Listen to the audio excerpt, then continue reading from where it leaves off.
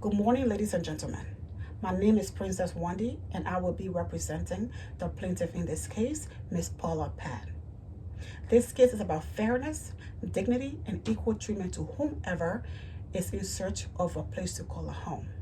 On August 15, my client, a 23-year-old UC Berkeley student, was in search of an apartment for herself and her 5-year-old daughter, Sally, when she came across an apartment online that she really liked.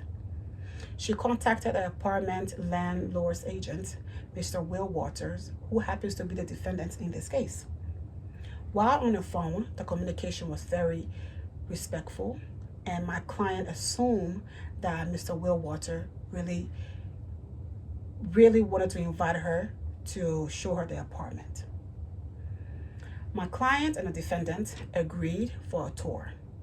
But when my client met with the defendant's demeanor changed.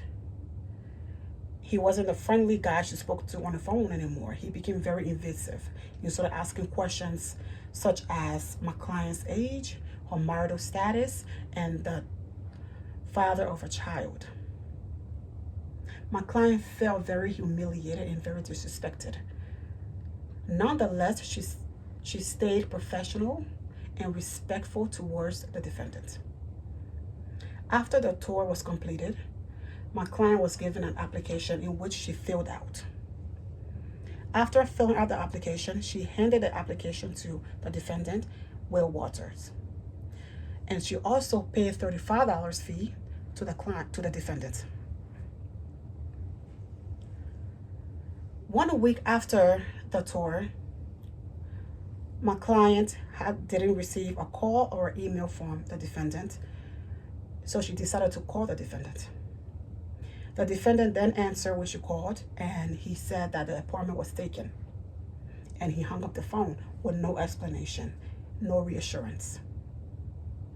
My client, given the fact that Mr. Will Waters asked her all those invasive questions, she concluded that the only reason why she didn't get the apartment was simply because she was a single mother.